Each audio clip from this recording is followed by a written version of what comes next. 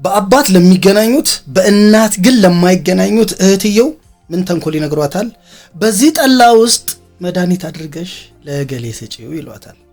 እሷም በተጠመቀው ጠላ ውስጥ መድኃኒቱን በጦጣ ከታ በአባት ለምትገናኘው በእናት ግን ለማትገናኘው ወንድሟ መድኃኒቱን ሰጠዋለች።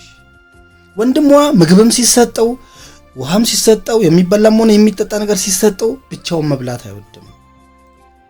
ስለዚህ ለሁሉም እንዲሰጣቸው አዘዘና እሱም ያንን ጠላ ጠጣ። ያንን ጠላ በጠጣ ሰዓት ሁሉም በዙሪያው የነበሩ ሰዎች ወደቁ፣ ሞቱ። እሱም እንደዛው ማለት ነው ከውሻው ጭምር። ይህ ነገር የተከሰተው በ14ኛው ክፍለ ዘመን እዚሁ ሀገራችን ኢትዮጵያ ውስጥ ነው። ይህ ነገር ከተከሰተ ከ3 ቀን በኋላ ከሱ በስተቀር ሌሎቹ እውነትም የእውነት ሞተዋል።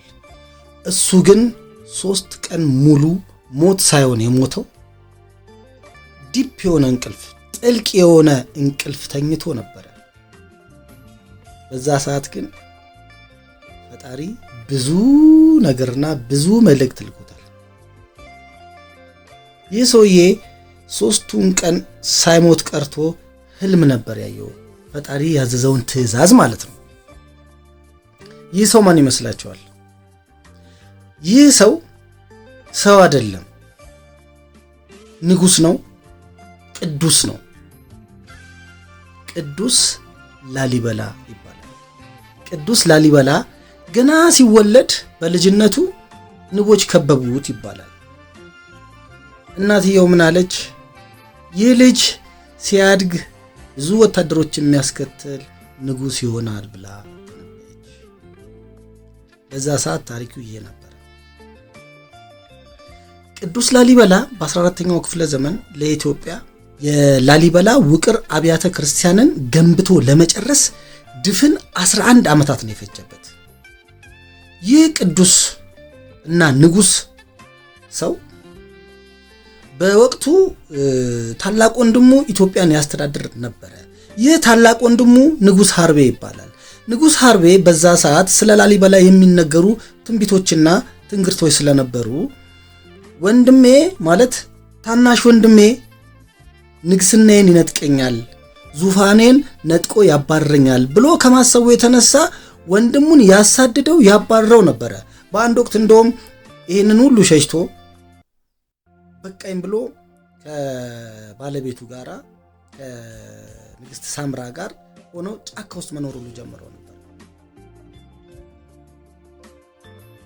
ለወንድሙ መድኃኒት በጠላ ተበጥብጦ እንዲሰጥ ያደረገው ራሱ ይህ ንጉስ ሀርቤ ነው። ምክንያቱም ስልጣኔን ይነጥቀኛል ብሎ ስላሰበ ማለት ነው።